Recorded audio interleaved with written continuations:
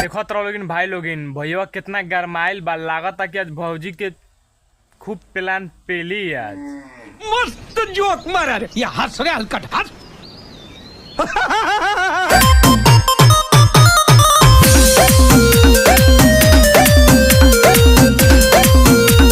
भौजी कमर हिलावो तारू, कमर मत हिलावो, आज भैया तारा का पेल के तार कमर के मुचका दी हैं।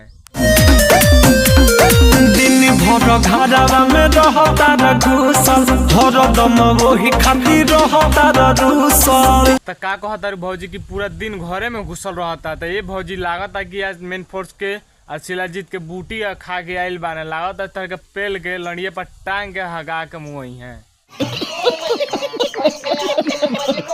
घरवा से बहरी जाला न हरदम बैठल रहे लगे तो भौजी घरवा से इसे बहरी ना जालन की अगोरे लन, कब हमरा के ठोके के मिलो। सुता के सोफा सेट पर गिराई देला पेट पर, तो ये भौजी सुता के सोफा सीट पर पेट पर गिरा देता। भइल बाड़ मौब तुम तो जाला नाही बहरी। तो ये भौजी मौग ना ह उह मरद, तारा बूढ़ के लत धले ले बा, ओसे बहरी ना जाला है।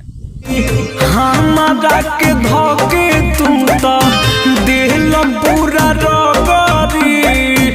भौजी इतना बड़का तू जवानी ले ले बारू, आ जौन मिक्सी पहन के देखबू तो रगड़िए ना, तो का करी है, फाड़ दी है तार जवानी के अपन सामान लगा के। बर्दाश्त करी सफाया दत हो तोहर बिगड़ गइल बा, तनी कम कर देह तोहर गल गइल बा। भौजी देह गोल गइल बा त का मन नइखे गलल, अभी भी रवानी बाकी बा। नया तरीका सर्च करेला ए राजा जी नेट पर।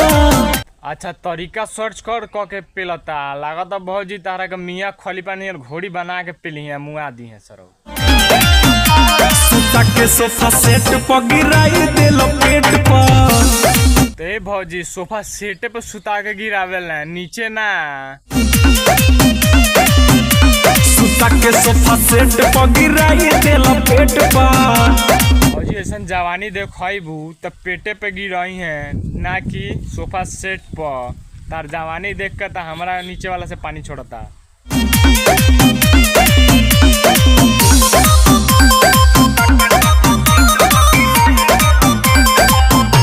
भौजी गोर गोर टंगरिया देखावत तेरे तो हमरो मन पनिया आता, जा तनी थोड़का सा हिला के हम ओकरा बाद वीडियो बनाए।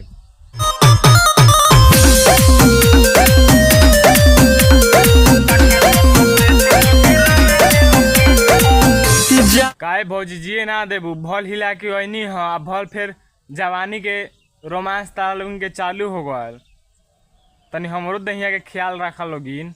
जालो ना कमाए तू तो भइल कुपाता, ना जाला तो मौत ज्यादा है भौजी कमाए, खाली अपना बूढ़ में लावड़ा लगवा के सुतल रह लोगिन।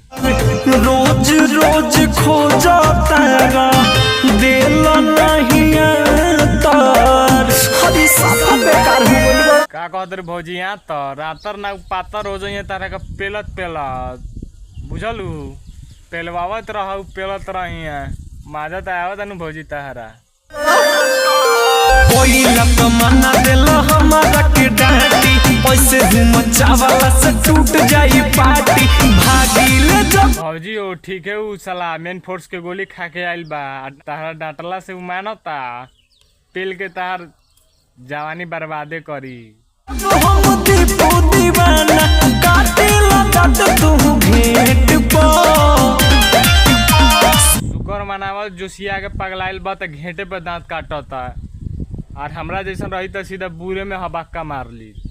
ताके सोफा सेट पर गिराई दिल पेट पर। ए भौजी खाली पेटे पे गिरावेला, तारा निचला सामान में ना गिरावेला का हो। सुता के सोफा सेट पर गिराई दिल पेट पर।